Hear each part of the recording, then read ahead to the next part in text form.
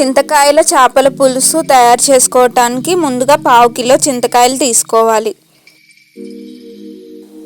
2 టమాటాల paste, అల్లం వెల్లుల్లిపాయ paste, 3 ఉల్లిపాయల పేస్ట్, 6-7 పచ్చిమిరపకాయలు, కొత్తిమీర తీసుకోవాలి. అరగంట సేపు నానబెట్టిన గసగసాలు, ధనియాలు, జీలకర్ర, మెంతులు, వెల్లుల్లి వీటన్నిటిని కలిపి పేస్ట్ చేసుకోవాలి. అలాగే చేపలకి ఉప్పు, కారం, పసుపు రాసి ఒక అరగంట సేపు నాననివ్వాలి. ఇప్పుడు చింతకాయలను కడిగి తగినన్ని నీళ్లు పోసుకొని ఉడకనివ్వాలి.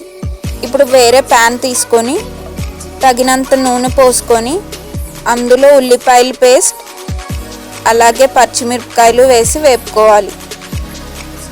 ఇప్పుడు ఇందులోనే పసుపు వేసి నూనె పైకి తేరే వరకు ఉల్లిపాయలను వేగనివ్వాలి.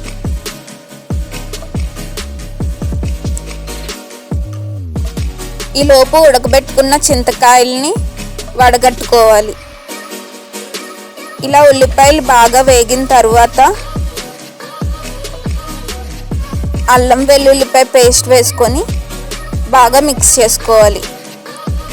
అల్లం వెల్లుల్లిపాయ కూడా బాగా వేగిపోయిన తర్వాత ఇందులో కరివేపాకు వేసి కలుపుకోవాలి.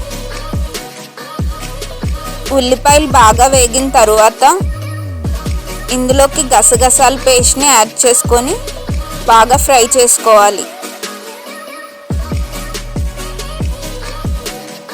గసగసాల పేస్ట్ వేగి నూనె పైకి తేలాక తగినంత కారం యాడ్ చేసుకోవాలి. కారం కూడా బాగా వేగిన తర్వాత పేస్ట్ చేసుకున్న టమాటాలని యాడ్ చేసుకోవాలి.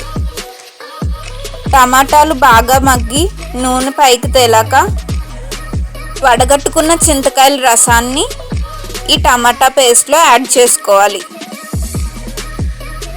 పులుపుకి సరిపడ్డ చింతకాయ రసాన్ని యాడ్ చేసుకున్నాక తగినన్ని నీళ్లు, ఉప్పు వేసుకొని కూరని బాగా మరగనివ్వాలి. చింతకాయల రసం బాగా మరిగాక నానబెట్టుకున్న చేపల్ని దీనిలోకి యాడ్ చేసుకోవాలి.